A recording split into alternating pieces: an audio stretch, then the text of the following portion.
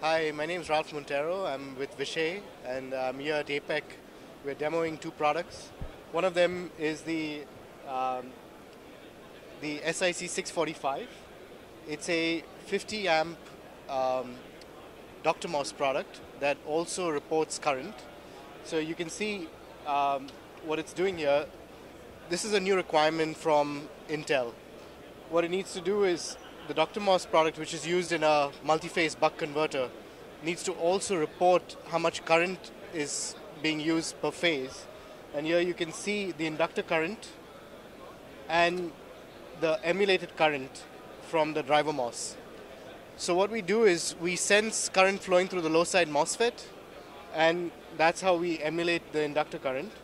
And obviously the accuracy of this is important because in a data center application, the CPU occasionally needs to be throttled back if it runs hot or it's consuming too much power. And how much it's throttled back is determined by how accurately you're reporting the current.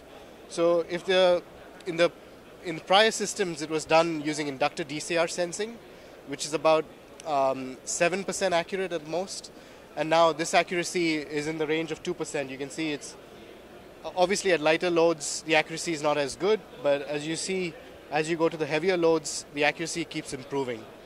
So this product, it's going to be released in a couple of months.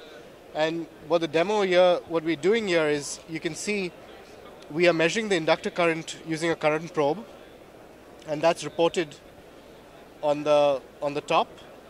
And then here you have below that the reported current as the SIC 645 is reporting it. And here below that is the percentage error. Okay. Thank you. Okay, this is the SIC 431. So it's a 4.5 volt to 24 volt input buck regulator.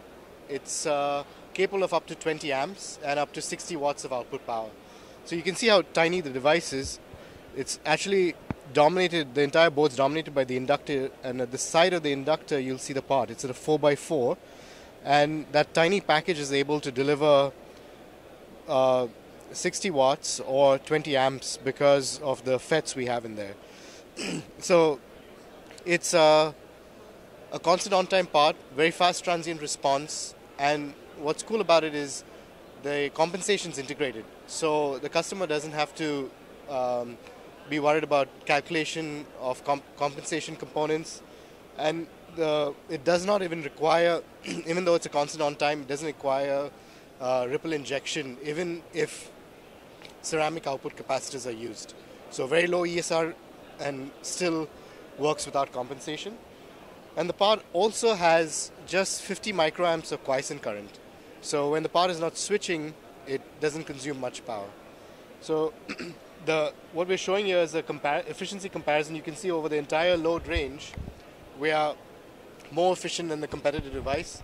The Vishay device is in yellow, and the competitor device is in white. So it catches up at the heavy loads, but over most of the efficiency range, we are more efficient than the competitor device.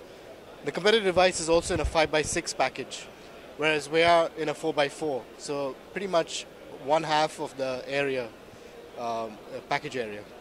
Thank you.